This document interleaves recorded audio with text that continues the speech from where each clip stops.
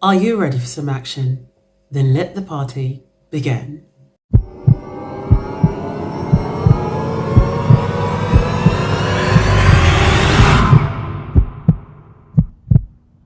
This story called Anonymous.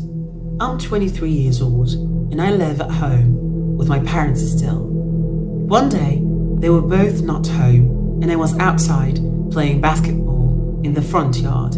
At some point, while I was playing, I looked up at one of our upstairs windows and I saw a woman standing there. Not my mom, not my sister. It was a random woman. I guess when she saw me looking at her, she dipped away from the window.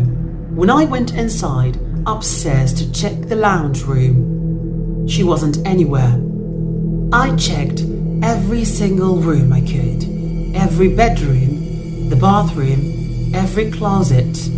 Then I checked the downstairs, which included the living room, kitchen, dining room, one bedroom, and more closets. Finally, I checked the basement, and I highly doubted she could be down there. It's a small basement with a couple couches, a bar, and 2 closets.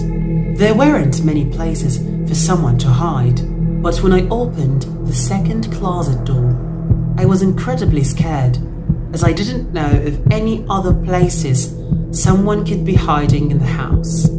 This was the unchecked spot that I could think of. I yanked the door open as if I were ripping off a band-aid. And like I did with the closet before this one, I right away pushed myself into the closet just in case that woman was in there and I'd have to jump on her. But all I pushed myself into was a bunch of coats and coat hangers. I was so confused. I wasn't going to question my sanity though. I definitely saw that woman and I knew it.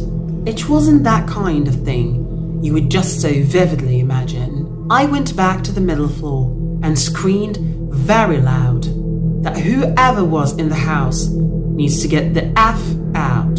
I actually screamed so loud that our neighbour came over and asked if I was okay.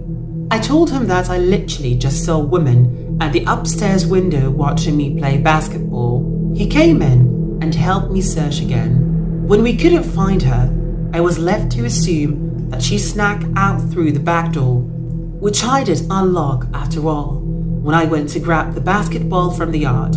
So my neighbour left. I locked all the doors, called my parents. I told them the crazy story, and they weren't too thrilled. But they asked me to make sure nothing was stolen. I did just that, and luckily, it seemed anything that was worth something was still in place. So now, fast forward to that night. I went to sleep after checking the house one more time, just for peace of mind. I was hard to fall asleep though. My mind was racing for obvious reasons. Most people can't relate to seeing a stranger at the window inside of the house. But my restlessness helped me out in this situation, and here's why.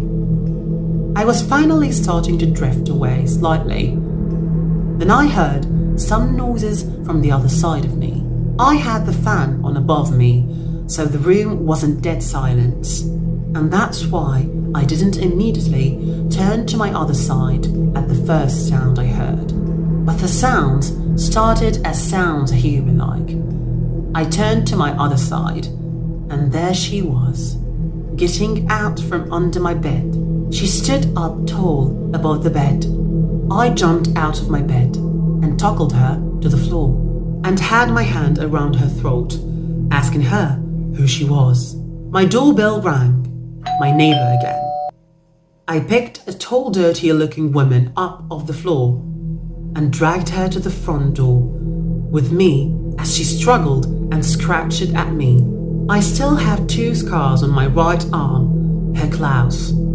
I opened my front door to my neighbour again, and he let himself in and helped me to restrain the woman. This was when I called the police.